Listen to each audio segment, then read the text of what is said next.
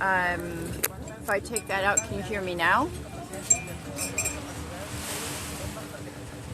Okay, Travis, are you still there? Can you hear me now? Okay. I don't know what to do if there's no sound.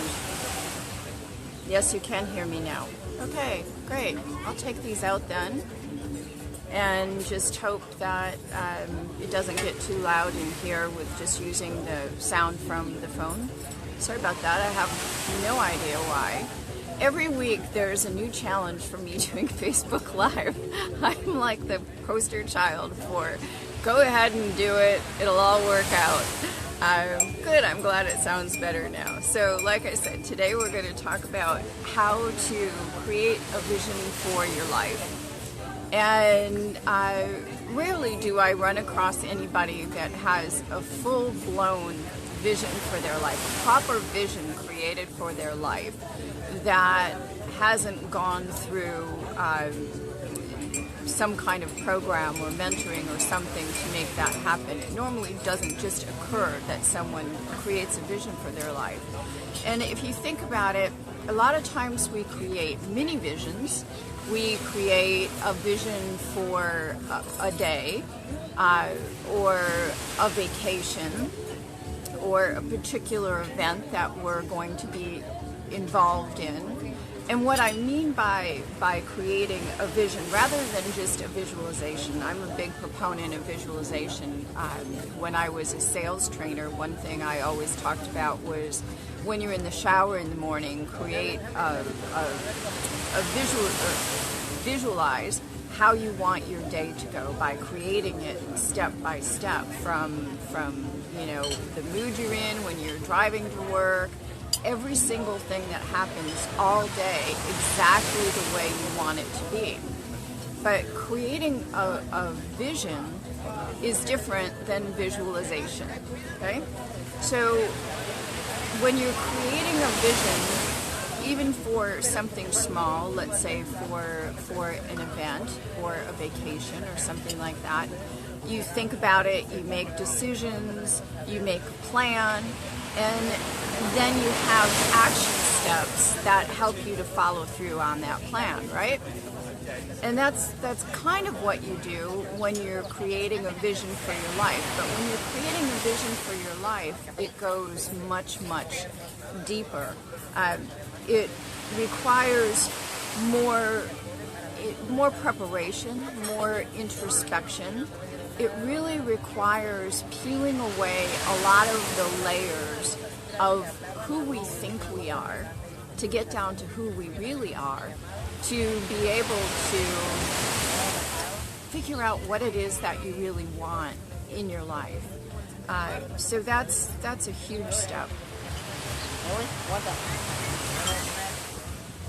And it also goes way beyond goal setting. So in terms of the steps that I see in my mind, of course, creating the statements that are your value statements in your personal manifesto is the first step. And then you create goals of what you want and action plans for those goals based on the value statements that you created. Then the next step is to take all that information and create a vision for your life. So a lot of people actually have a vision for their life that's not an empowering one. Possibly could even be a negative vision for your life.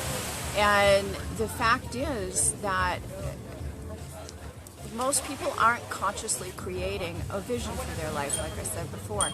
So there's always one there.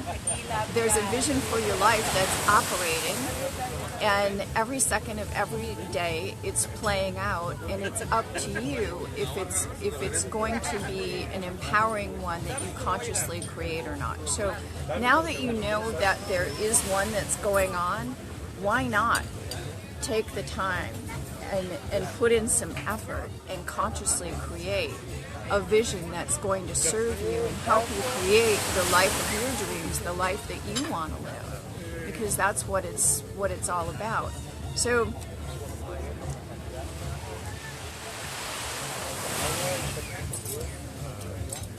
your vision that you have going on right now is in alignment with your energy. And most likely it's created by the self-talk that you have going on in your head. And you've talked about that before, that you want to get to the point where you're aware of the conversation behind the conversation.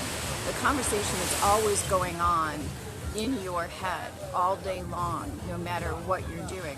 It's interesting because the self-talk that you have going on in your head is kind of like what I'm seeing when I'm looking at the screen here. I can only see an outline, a silhouette almost of me, but I can clearly see the beach behind me, and I can see little girls playing in the surf. And then if I look even deeper into the picture, I can see in the background the actual outline of my head, or part of my head anyway, as a reflection that's in the background. But when I'm just looking at the screen, all I see is my silhouette and the girls playing in the surf. So it's kind of like the conversation that's going on behind the conversation. There's multiple layers and multiple things going on all at the same time, and it depends on what you focus on. And I guess if I wanted to talk directly to you, I should be talking to the top of my phone and looking this way. And instead, I'm always looking into the middle of my phone like it's an actual camera. So our focus makes a difference too. What are we focused on? What part of our life are we focused on? What's our perception? What layers and depth are we seeing things to? Are we going deeper and deeper and deeper? Are we looking beyond the obvious and going, okay, if I look a little this way, oh, now I can see the mountain behind there. If I get down and look a little further. You see different things depending on what you're looking for and what you're looking at and what you're willing to look at. And the same thing happens with introspection when you're looking inside yourself. So you just keep peeling back the layers, and it makes a big difference. You know, when you're looking at your vision, have you ever wondered why some people might have their health and nutrition all figured out, and yet they're really not that good about fitness, about exercise, working out? And then there are other people that have their spiritual life and their mindset all set, but their business is struggling. And then other people might be in a position where their business is going really well, and yet they find themselves with relationships that just really don't work out.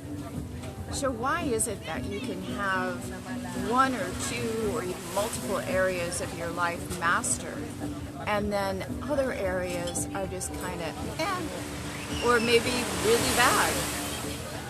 What's going on there? How can you be so good at nailing it in one area of your life, and then something else just doesn't work at all? I believe it goes back to the fact that you are much more interested in certain areas of your life, and you've created a much more positive vision for that area of your life, and you backed it with your values, with your beliefs, and even if it's subconscious, even if you don't even realize that you're doing it, there's been all these positive vibes put into your vision that you hold for what you're capable of, and what the outcome is that you want, and what you believe is possible for you in those areas of your life. So it might be something where you say, well, that's just something that's really easy for me. I enjoy it. That's what I do. It just works out. It just flows. But there's a reason that you enjoy it, that it works, that it flows. And it's because of the vision that you hold for that area of your life, where you have a very empowering vision for that particular area of your life. Where other areas of your life where you seem to struggle more, you haven't created that strong, empowering vision for that part of your life. And it isn't backed by empowering belief system that will hold it in place. So that's something for everybody to look at individually and see, where do you have that strong vision in certain areas of your life, and what are the beliefs that you hold that make that possible for you, as opposed to the places where you see that you're struggling more. What are the beliefs that you have there, and what are possibly the subconscious self-talk that's going on, that even though you may be doing affirmations, you may be doing visualization, but whatever holds control of 51% of your mind is what wins. So if 49% of you is doing visualizations, is journaling, is doing affirmations, and doing all this, but 51% of you is the self-talk behind that, saying, well, that'll never work. How many times have you tried that? Or, you know, you're not good at that. Or whatever the self-talk is, whether it's losing weight or being in a happy relationship or making money or whatever that is for you.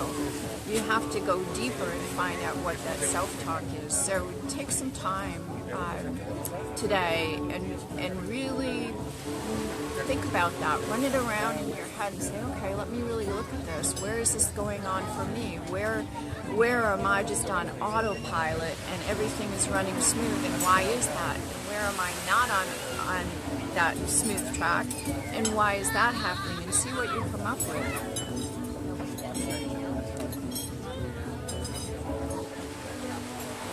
So it's also that besides the self-talk, it's the outgrowth of the stories that we tell ourselves. Some of our stories, we've been sticking to them for so many years, we couldn't even think about when they started or where they started. They're just, it's like pushing a button, and this is your story for that part of your life. You push another button, and that's the story for that part of your life. And you don't ever challenge those stories. You don't look at them and say, is this even true for me anymore? Is this working? Do I believe these things? Or is it time to create a new story? And so many times we've had stories that we've told ourselves that we've taken on from other people, maybe from childhood, where we say things about ourselves as if they're fact. But if we look back, who says they're fact? It could be that someone told you you were good at something or you weren't good at something as a kid, and you just took that as the truth and ran with it. I got it. Okay. Perfect. So, For La Huevita, you know, she'll have it's the vegetarian on it. Yeah. what The did you usual. do? Egg So, now I lost my total train of thought while I'm listening to my breakfast buddy order our breakfast. No cilantro. Sin cilantro.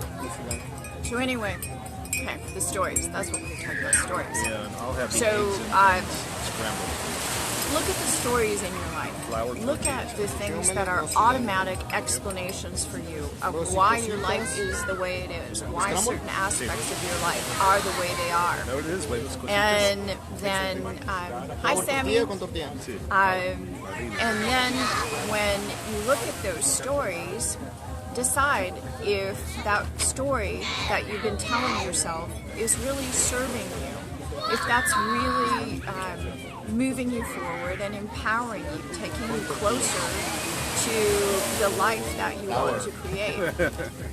The good news is, if it isn't, it's never too late. At any point, you can just stop, pivot, and write a new script. And that's part of what creating a vision for your life is all about. Once you've got those value statements and you have your goals and you have your action plan and you're looking at creating a vision for your life, you're writing a new script. You're writing a new script for who you really are on the deepest soul level. You're also creating a plan for the life you want to have. So some of it is where you are now and just giving that more concrete form that sets it so that it's more dependable, that it's based on values and beliefs that serve you now.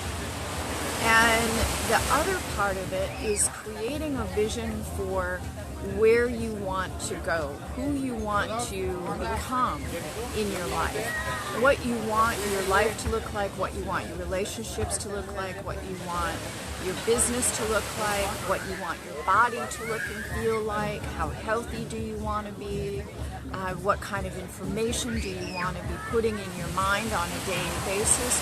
All of those things, they're a part of your vision, and you want to have them all grounded in a story and a belief system and values that serve you to live the life that you want to create. And that goes for your business as well. So it's important to know that you can rewrite that script anytime that you choose to.